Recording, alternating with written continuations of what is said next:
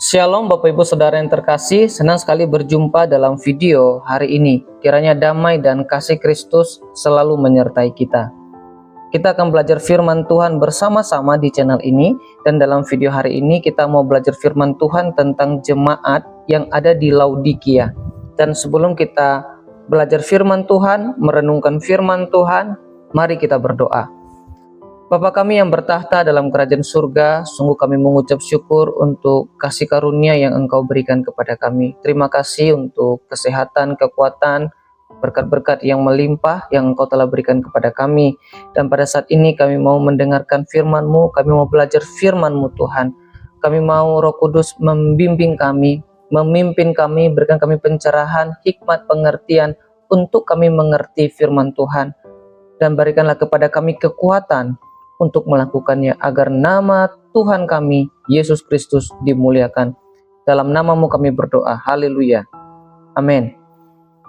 Kita akan buka Alkitab kita dalam kitab Wahyu pasal 3 ayat 14-22.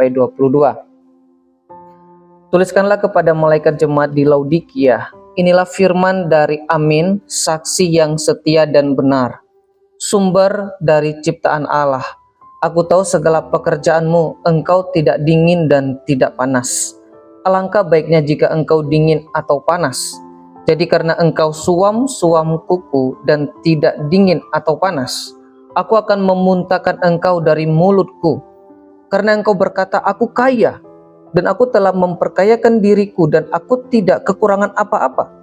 Dan karena engkau tidak tahu bahwa engkau melarat dan malang, miskin, buta dan telanjang, maka aku menasihatkan engkau supaya engkau membeli dari aku emas yang telah dimurnikan dalam api, agar engkau menjadi kaya, dan juga pakaian putih, supaya engkau memakainya, agar jangan kelihatan ketelanjanganmu yang memalukan, dan lagi minyak untuk melumas matamu, supaya engkau dapat melihat.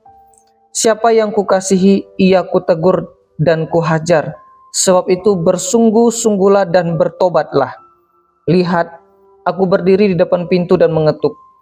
Jikalau ada orang yang mendengar suaraku dan membukakan pintu, aku akan masuk menemui dia dan makan bersama-sama dengan dia, dan ia bersama-sama dengan aku. Siapa yang menang, ia akan kududukan bersama-sama dengan aku di atas tahtaku, sebagaimana aku pun telah menang dan duduk bersama-sama dengan Bapakku di atas tahtanya. Siapa bertelinga, hendaklah ia mendengarkan apa yang dikatakan Roh kepada jemaat-jemaat. Demikian pembacaan firman Tuhan dalam Wahyu 3 ayat 14-22. Bapak Ibu Saudara yang terkasih, jemaat di Laodikia yang disebutkan dalam Wahyu 3 ayat 14-22 berada di kota Laodikia yang saat ini merupakan salah satu kota penting di Asia Kecil. Kota ini terkenal dalam dunia kuno karena kemakmurannya, lokasi strategis, dan berbagai industri yang mendukungnya. Latar belakang jemaat Laodikia memberikan wawasan berharga mengenai pesan Tuhan kepada mereka, khususnya mengapa Tuhan mengecam sikap suam-suam kuku kepada mereka. Dan berikut adalah latar belakang kota dan jemaat Laodikia yang berhubungan dengan pesan rohani dalam kitab Wahyu. Yang pertama, pusat ekonomi dan kekayaan. Laodikia merupakan kota yang sangat makmur, dikenal sebagai pusat perdagangan dan perbankan di wilayah Asia Kecil. Kota ini kaya dan mandiri, dan warganya terbiasa hidup dalam kemewahan. Kekayaan mereka begitu melimpah sehingga saat kota hancur karena gempa bumi pada tahun 60 Masehi, penduduk Laodikia menolak bantuan dari Kekaisaran Romawi dan memilih untuk membangun ulang kota mereka dengan dana mereka sendiri. Kondisi ekonomi yang makmur ini mempengaruhi mentalitas penduduk, termasuk jemaat Kristen di Laodikia, sehingga banyak dari mereka merasa cukup dan tidak lagi bergantung kepada Tuhan. Nah, pesan rohaninya, kekayaan dan kemakmuran jemaat di Laodikia membuat mereka merasa kaya, telah memperkaya diri dan tidak kekurangan apa-apa. seperti yang Tuhan sampaikan dalam Wahyu 3 ayat 17. Namun Tuhan menegur mereka karena kekayaan materi ini justru menipu mereka, membuat mereka kehilangan kerendahan hati dan ketergantungan kepada Tuhan. Mereka terjebak dalam rasa cukup diri yang akhirnya mempengaruhi semangat rohani mereka, sehingga mereka menjadi suam-suam kuku.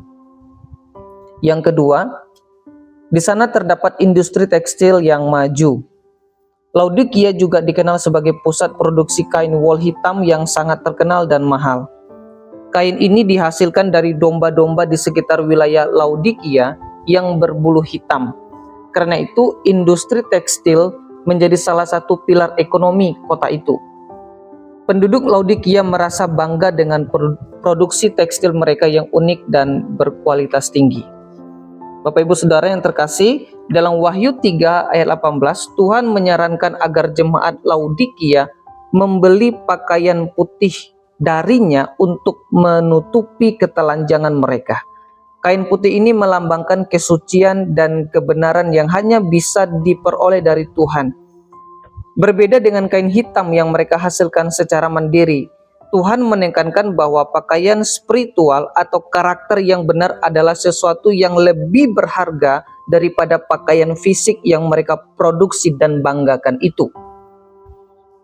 Nah, yang ketiga, di Laodikia terdapat pusat pengobatan mata yang terkenal. Laodikia juga terkenal sebagai pusat pengobatan, terutama dalam bidang perawatan mata.